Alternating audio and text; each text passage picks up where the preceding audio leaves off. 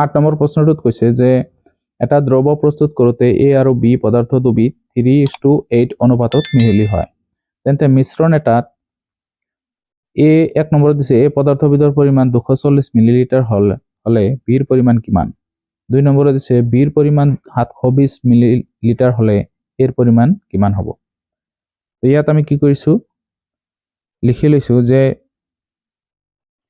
A আৰু B পদাৰ্থ দুবিধৰ অনুপাত হল 3:8। ধৰা হল B পদাৰ্থবিধৰ পৰিমাণ x মিলিলিটাৰ, আমি 1 নম্বৰটো লৈছো, আৰু 2 নম্বৰত ধৰিছো যে A পদাৰ্থবিধৰ পৰিমাণ y মিলিলিটাৰ। তেতিয়াহ'লে এখন তালিকা বনাব লাগে। এই তালিকাটো হল A পদাৰ্থবিধ আৰু B পদাৰ্থবিধ। A পদাৰ্থবিধ যদি 3 ভাগ থাকে আৰু B পদাৰ্থবিধ থাকে 8 ভাগ। এতিয়া B পদাৰ্থবিধৰ পৰিমাণ আছে x মিলিলিটাৰ। B পদাৰ্থবিধ হল x মিলিলিটাৰ, সৰি ইয়াতে x হ'ব। তেতিয়াহ'লে A পদাৰ্থবিধৰ পৰিমাণ কিমান হ'ব? ইয়াতে এইটো আমাৰ ধৰিব লাগিব, অৰ্থাৎ A পদাৰ্থবিধৰ পৰিমাণ কিমান আছিলে? 240 হলে B পদাৰ্থবিধ x আমি ধৰিছো। তেতিয়াহ'লে ইয়াত আমি কৰি লওঁ সূত্ৰটোৰ হিচাপত যে x1 by y1 equal to x2 by y2। তো ইয়াত আমাৰ সূত্ৰটো আমি বহাই লৈছো। এতিয়া আমি কি কৰিম, মান বহাই দিম ইয়াতে। এতিয়া মান কেইটা বহাই দিলে ইয়াত আমাৰ x1 ৰ মানটো হল 3 আৰু y1 ৰ মান হল 240 আৰু x2 ৰ মান হ'ব 8 আৰু y2 ৰ মান হ'ব x। এতিয়া আমি কি কৰিম, এইকেইটা আমি বজ্ৰ পূৰণ কৰিম। ইয়াতে আমাৰ 3 ৰ লগত x পূৰণ হ'ব আৰু 240 ৰ লগত 8 পূৰণ হ'ব। তো 3 into x 240 into 8। তাৰপিছত ইয়াত আমি 3 x ৰ লগত পূৰণ হৈ আছে 3টো, তো সোঁফালে গ'লে হ'ব কি হৰণ, x টো ৰাখি দিলো। তো 240 into 8 divided by 3। তো এতিয়া আমি কি কৰিম, 3 ৰে কটাকটি কৰিম। এইফালে x টো ৰাখি দিলো, ইয়াত কি হ'ব, সোঁফালে গ'লে সোঁফালে আমি ইয়াতে 3টো আমি হৰণ কৰি দিওঁ। তো ইয়াত 24 ৰ ভিতৰত 8 বাৰ আৰু 0 এটা আছে হ'ব। গতিকে ইয়াত 80 into 8। তাৰপিছত x is equal to এই দুটা পূৰণ কৰিলে 8 × 64 আৰু 0 এটা, গতিকে 640 হ'ব। তো আমি আগত কি লিখিছিলো যে ইয়াত আমাৰ B পদাৰ্থবিধৰ পৰিমাণ কিমান আছিল? x ৰ মান কিমান পালো? 640। অৰ্থাৎ B পদাৰ্থবিধৰ পৰিমাণ B পদাৰ্থবিধৰ হ'ব কিমান? B পদাৰ্থবিধ হল 640 মিলিলিটাৰ। এইখিনি হল বিৰ পদাৰ্থবিধ। এতিয়া আমি 2 নম্বৰ যেটো আছিলে সেইটো কৰিম।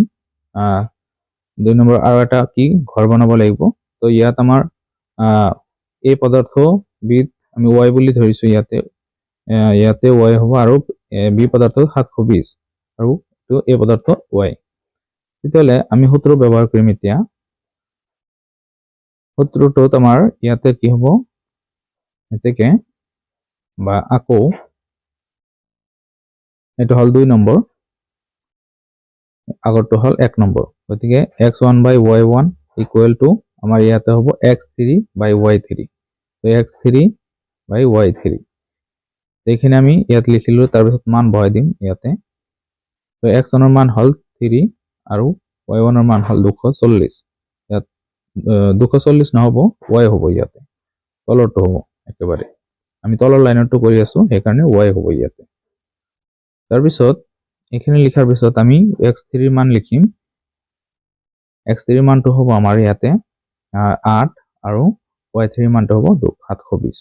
এতিয়া আমি ইয়াতে কি কৰিম, এইকেইটা বজ্ৰ পূৰণ কৰি দিম। তো বজ্ৰ পূৰণ কৰিলে 3 ৰ লগত 720 আৰু y ৰ লগত 8 পূৰণ হ'ব। গতিকে আমি ইয়াতে আমি কি কৰিম, y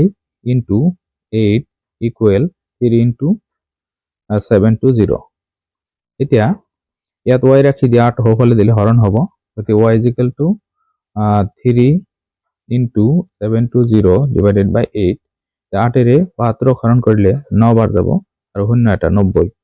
তেতিয়াহ'লে y is equal to 3 into 90, তেতিয়াহ'লে হ'ব কিমান? y ইকুয়াল টু 3 9 গুণা 27 আৰু শূন্য এটা 270 হ'ব তেতিয়াহ'লে ইয়াত আমাৰ 2 নম্বৰত কি কৈছিল যে এই পদাৰ্থবিধৰ পৰিমাণ এই পদাৰ্থবিধ কিমান হ'ব এই পদাৰ্থবিধ 270 মিলিলিটাৰ হ'ব মিলিলিটাৰ হ'ব 9 নম্বৰ প্ৰশ্নটোত কৈছে এটা ঘৰৰ নক্সা আঁকোতে ঘৰটোৰ 11.25 মিটাৰ দীঘল বাৰান্দা এখনৰ নক্সাত দিক 15 সেন্টিমিটাৰ হ'ল তেন্তে 1 নম্বৰত দিছে নক্সাত এখন দুৱাৰৰ উচ্চতা 2.8 সেন্টিমিটাৰ হ'লে দুৱাৰখনৰ প্ৰকৃত উচ্চতা কিমান আৰু 2 নম্বৰত দিছে এখন খিৰিকীৰ প্ৰকৃত উচ্চতা 1.35 মিটাৰ হ'লে নক্সাত খিৰিকীখনৰ উচ্চতা কিমান হ'ব ইয়াত আমি কি কৰিছো ইয়াত ধৰি লৈছো প্ৰথমত আমি লিখি লৈছো যে বাৰান্দাৰ দৈৰ্ঘ্য হ'ল 11.25 মিটাৰ আৰু ইয়াত যদি আমি সেন্টিমিটাৰত লওঁ 1125 সেন্টিমিটাৰ হ'ব কাৰণ 1 মিটাৰত 100 সেন্টিমিটাৰ হয় তো ধৰা হল 1 নম্বৰত দুৱাৰখনৰ প্ৰকৃত উচ্চতা x মিটাৰ আৰু 2 নম্বৰ যেটো দিছে খিৰিকীৰ নক্সাত উচ্চতা হ'ব y সেন্টিমিটাৰ তেতিয়ালে তালিকাখন আমি বনাইছো ইয়াতে যে প্ৰকৃত দৈৰ্ঘ্য সেন্টিমিটাৰত নক্সাত দৈৰ্ঘ্য সেন্টিমিটাৰত তো প্ৰকৃত দৈৰ্ঘ্য আমাৰ কিমান আছে যে 1125 সেন্টিমিটাৰ আৰু নক্সাত ইয়াৰ দৈৰ্ঘ্য কিমান হয় 15 সেন্টিমিটাৰ আৰু তাৰ পিছত কৈছে যে 1 নম্বৰত নক্সাত এখনৰ দুৱাৰৰ উচ্চতা যদি কিমান হয় 2.8 মিটাৰ হয় তেন্তে ইয়াৰ প্ৰকৃত উচ্চতা কিমান এটা আমি x বুলি ধৰিছো তাৰ পিছত ইয়াত দিছে 2 নম্বৰটো যে খিৰিকীৰ প্ৰকৃত উচ্চতা যদি 1.35 মিটাৰ সেন্টিমিটাৰ হয় এটো সেন্টিমিটাৰটো আমি মিটাৰ বনাব লাগিব তেতিয়ালে ইয়াত কি হ'ব 135 সেন্টিমিটাৰ হ'ব আৰু ইয়াত নক্সাত তাৰ দৈৰ্ঘ্যটো কিমান হ'ব এটা আমি y বুলি ধৰিছো ইয়াতে তেতিয়ালে এটো যদি আমি সমাধান কৰো ইয়াত আমি প্ৰথমত 1 নম্বৰটো লৈছো 1 নম্বৰ সমাধান কৰিম তো লিখিব লাগিব x1 by y1 equal x2 by y2 তো ইয়াত আমাৰ x1 ৰ মান হ'ব 1125 y1 15 equal x2 হ'ব এতিয়া x ধৰিছো আৰু y2 হ'ব 2.8 তেতিয়ালে ইয়াত যদি আমি বজ্ৰ পূৰণ কৰো বজ্ৰ পূৰণ কৰিলে ইয়াত আমাৰ x ৰ লগত 15 পূৰণ হ'ব অৰ্থাৎ 15 into x আৰু ইয়াত এই দুটা পূৰণ হ'ব 1125 পূৰণ 2.8 এতিয়া এটো 15 হফালে দি দিও আমি তেতিয়ালে ইয়াত কি থাকিব x2 থাকি যাব 15 হৰণ হ'ব ইয়াতে তো 1125 into 2.8 তো 5 ৰে কাটিলে ইয়াত 3 বাৰ যাব ইয়াত 5 ৰে কাটিলে 11 ভিতৰত দুবাৰ 1 পাছে 12 ভিতৰত দুবাৰ আকৌ 2 পাছে 25 ৰ ভিতৰত 5 বাৰ 3 ৰে ইয়াক হৰণ কৰিলে 7 বাৰ আৰু 5 বাৰ গতে 75 বাৰ যাব x is equal to আমি কি পাম 75 into 2.8 এটা এই দুটা পূৰণ কৰিম আমি 75 2.8 ইয়াত 8 5 গুণ 40 ৰ শূন্য অৰ্থাৎ 4 8 7 গুণ 56 আৰু 4 60 2 5 গুণ 10 ৰ শূন্য অৰ্থাৎ 1 2 7 গুণ 14 একে 15 শূন্য শূন্য 11 2 তো দশমিক 1 ঘর বাদ যাব তেতিয়াহ'লে কিমান হ'ব x is equal to 210 হ'ব তো 210 সেন্টিমিটাৰ therefore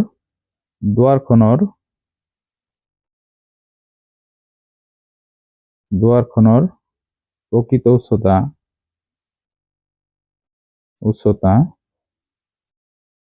210 সেন্টিমিটাৰ এইটো সেন্টিমিটাৰ মিটাৰ বনালে 2.1 মিটাৰ হ'ব কাৰণ 1 মিটাৰত কিমান হয় 100 সেন্টিমিটাৰ তে 200 সেন্টিমিটাৰত হ'ব 2 মিটাৰ আৰু এই 100 ৰে ইয়াত হৰণ দিলে তো 2.1 আমি পাম তো এখানে আমি পালো এটা আমি 2 নম্বৰটো যদি কৰো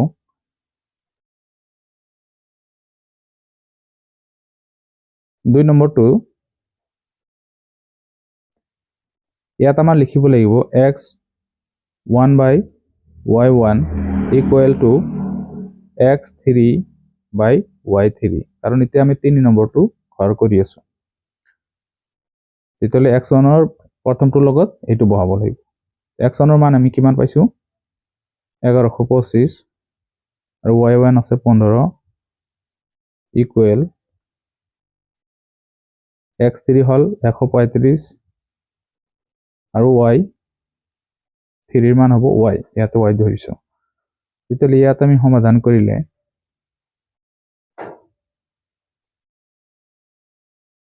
এইটো লগত এইটো পূৰণ হ'ব আৰু এইটো লগত এইটো পূৰণ হ'ব 1125 পূৰণ y ইকুৱেল টু 15 পূৰণ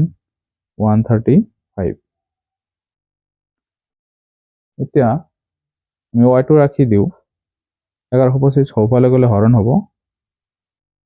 15 পূৰণ 135 15 ইয়াতে হৰণ যাব 75 বাৰ এতিয়া আমি যদি 5 এৰে কটাকটি কৰো তেন্তে কি পাম ইয়াত আমি 5 এৰে কাটাকাটি কৰিলে y is equal to যদি আমি 135 divided by 75 ক যদি 5 এৰে কাটো ইয়াত যাব 15 বাৰ ইয়াত যাব 2 বাৰ আৰু 7 বাৰ 3 এৰে কাটিলে যাব 5 বাৰ 3 এৰে কাটিলে যাব 9 বাৰ গতি y is equal to আমি কিমান পাম 9/5 এটা 5 এৰে যদি হৰণ কৰি দিও y এৰ মানটো হ'ব আমাৰ 5 এবাৰ যাব আৰু 4 বাছিলে 8 বাৰ যাব তো 1.8 আমি পাম তেতিয়ালে দুৱাৰ ইয়াত কি আছিল যে খিৰিকীৰ নকশাত উচ্চতা কিমান হ'ব 1.8 সেন্টিমিটাৰ therefore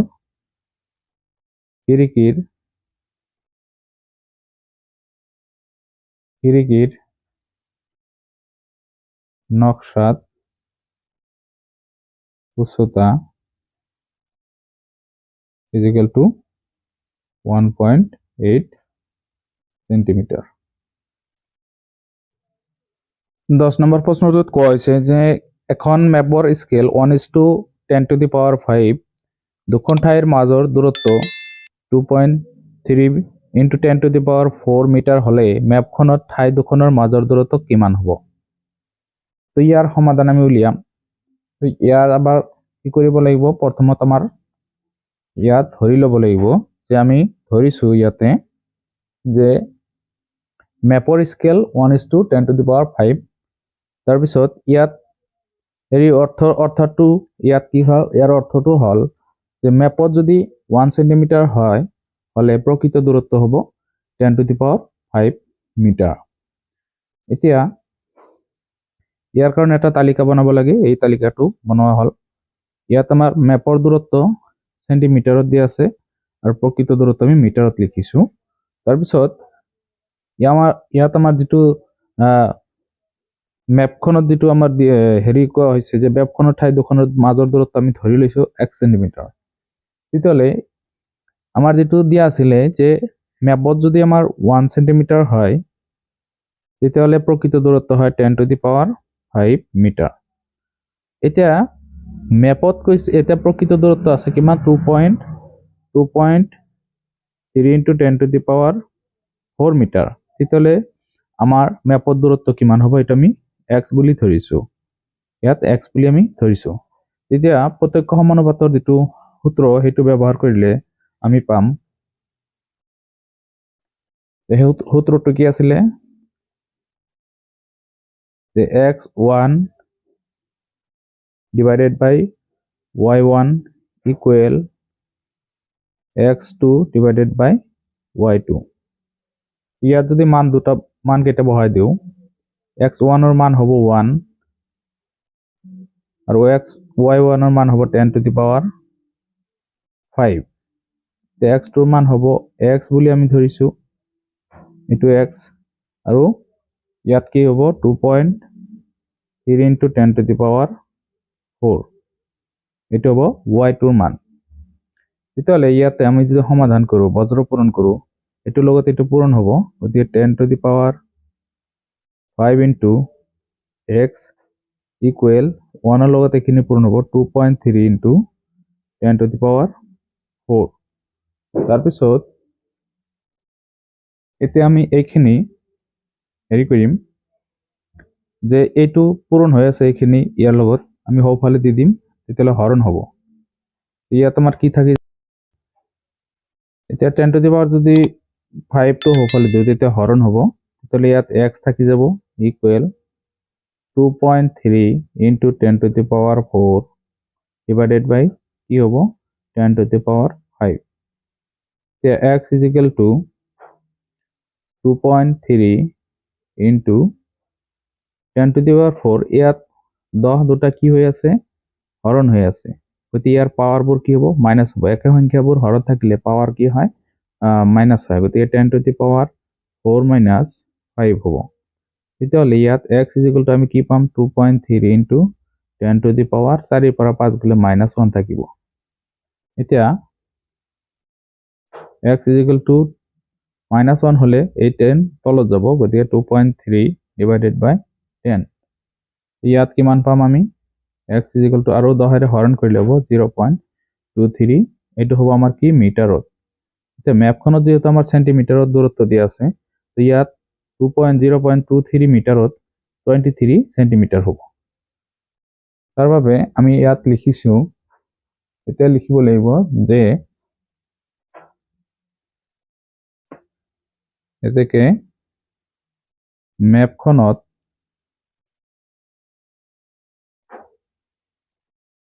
ঠাই দুখনৰ